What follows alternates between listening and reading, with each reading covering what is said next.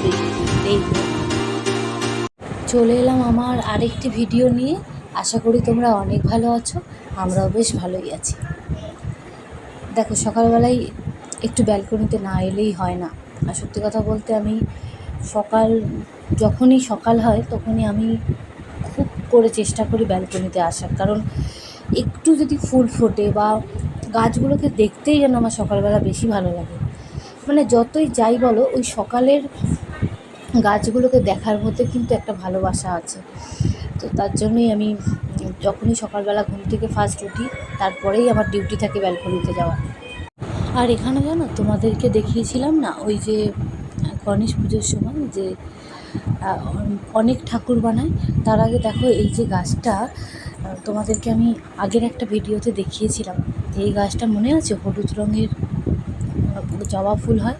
এই গাছটা দেখো কি বড় হয়ে গেছে। আর দেখো, বিকেলবেলা কে এসে হাজির। ছেলেকে নিয়ে পার্কে বেরোতে যাব, তখন দেখি ইনি মহারাজ বসে আছে। আর আমার সত্যি কথা বলতে সামনে গিয়ে ভিডিও করার সাহস নেই, কারণ আমি ভীষণ ভয় পাই। আর আমাদের পুকুর পাড়ায় এই ছোটোবেলায় খুব দেখতাম এগুলোকে, মাছ খেত, ছোটো ছোটো মাছগুলো খেত। এখন অনেক দিন বাদে এই বককে আবার দেখতে পেলাম। তো যেটা বলছিলাম, ওই সামনেই যে ঠাকুর বানায় না, ওখানে অনেক দুর্গা ঠাকুর বানাচ্ছে জানো, তোমাদেরকে একটা দেখিয়েছিলাম।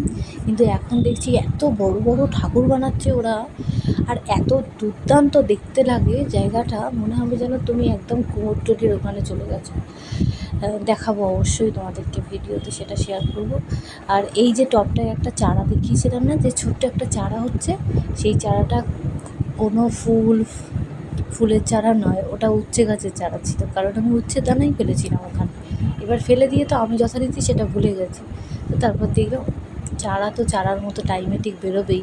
তো এই যে দেখো, গাছটা অনেকটা বড়ো হয়ে গেছে। তারপর ওকে আলাদা একটা টবে আবার রেখে দিয়েছি, কারণ ওর বাড়তে তো একটু জায়গা লাগবে না, তো ছোটো জায়গায় অত বাড়বে কী করে সুন্দরভাবে। তাই জন্য ওকে আমি ওই আলাদা, আর আগে ওই টবটাই ছিল লাল টবটা, যেটা দেখতে উচ্ছে গাছের চারা লাগিয়েছি, সেই টবটা একটা গাছ ছিল, ফুল গাছ। তো ওই ফুল গাছটা তো মরে গেল, তো ওতেই আবার ওইখানে উচ্ছে গাছের চারাটাই লাগিয়ে দিয়েছি। আর এই ডালিয়া গাছটা দেখো আবার নতুন করে আবার হয়েছে। দেখি শীতকালে ফুল হয় কি না, কারণ জানি না, গাছটা অনেকটা ছোট ছিল তো, এবার না বড় হলে সে ফুলটা দেবেই বা কী করে বলো। আর এই গাছটা দেখো, জেট প্ল্যান্ট গাছটা, মানে এই গাছটায় আগে আমার একটা ছিল, তো গাছটায় তখন পোকা লেগে না মরে গেছিলো। তখন অতটা বুঝতে পারিনি যে কী করে মরে গেল। এখন বুঝতে পারি, এই যে ছোটো ছোটো পোকাগুলোই না গাছগুলোকে একদম নষ্ট করে দেয়। যে গাছে এই ছোটো পোকা হয়, সেই গাছ পুরো নষ্ট করে দেয়। আর আমার কাছে স্প্রে আছে, কারণ এর আগেও গাছে পোকা হয়েছিল, যে কারণে আমি স্প্রে কিনেছিলাম। তো ওই স্প্রেটা এত ভালো, সুড়সুড়ি পিঁপড়ে হোক, লাল পিঁপড়ে হোক, যে কোনো পোকা হোক, ওই একটা স্প্রেতেই সমস্ত পোকা চলে যায়। সব কিছু পোকা, তারপরে পিঁপড়ে সব চলে যায়। তো আশা করি গাছটা ঠিক হয়ে যাবে। আর এই দেখো, পাথর দেওয়ার পরে কত সুন্দর দেখতে লাগছে না, তোমাদেরকে বলেছিলাম আমি পাথর দেওয়ার পরে দেখাবো। আর জানো তো, আমারই কারণে, ওই যে তোমাদেরকে বলেছিলাম না যে দুটো ক্যাটফিশ মাছ এনেছি, দুটোর মধ্যে একটা আছে, কারণ নেটে আটকে গিয়ে ক্যাটফিশ মাছটা মরে গেছে। এটা আমারই দোষ।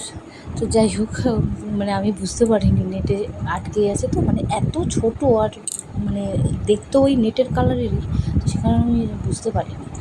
তো রাতে ওদেরকে খাবার দিই, ছেলে বললো যে না এখনই দেবো।